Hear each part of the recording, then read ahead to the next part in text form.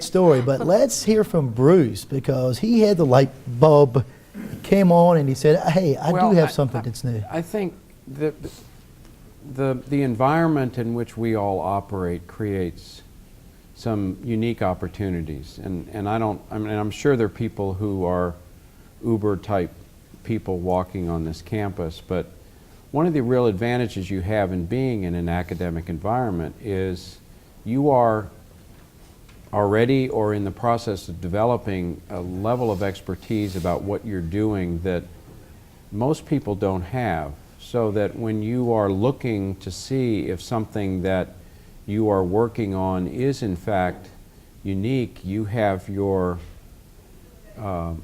career history to help decide that and influence that decision in the first place. And that's before you go around and start talking to your colleagues and the people you collaborate with and so forth.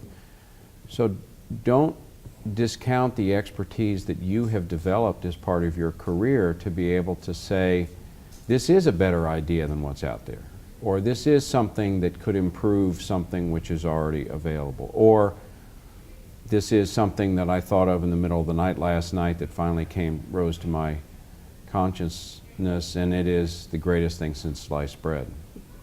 And all those things happen. I'm reading Walter Isaacson's new book about the development of the computer and the digital age, and one of the dialogues in there is, who invented the first computer? Was it done by one or two individuals, or was it done through this very, very open collaborative effort? And of course the answer is both, and the IP issues are part of it's public, part of it's not public, and they're still settling IP issues related to the development of the computer in the 21st century on patents that were filed in the middle of the 19th century, going all the way back to England.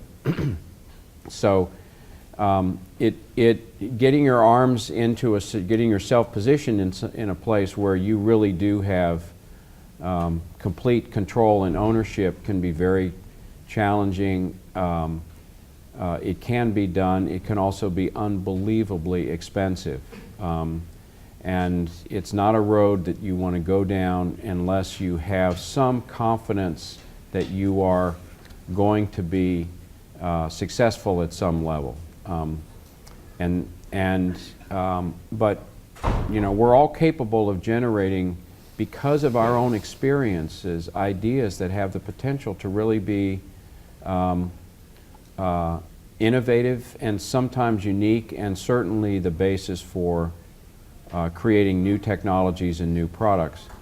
And the purpose of Marty's shop and the Kim's shop and all of these resources is to help you do that. And I can tell you from personal experience that they have helped us, both entities have helped us immensely in what we're trying to do and have been able to accomplish. I'm very, very encouraged as a faculty member at ECU of the attitude that has been espoused in the fiscal sustainability document that came out last fall, and the embracement of research and entrepreneurship.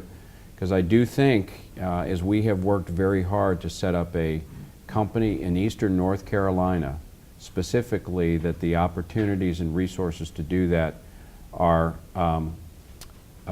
far, far greater than any of us really imagine, and will cost half of what it would cost us as a company if we were in Research Triangle Park trying to do exactly the same thing. The environment, the attitude, the leadership of the university and of these entities within the university really is ripe for being able to do something that can take your idea and move it forward. That said, it is hard as all get out, so make no mistake about that. But we wouldn't be where we are if I hadn't developed the expertise over 30 years as a cardiac surgeon,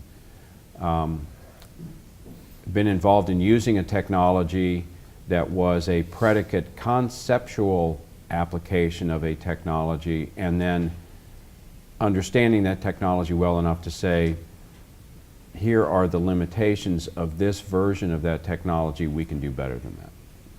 And you know, if I hadn't been doing what I'm doing, there's no way we could have come up with what we have come up with. But every one of us has that background and experience to draw on.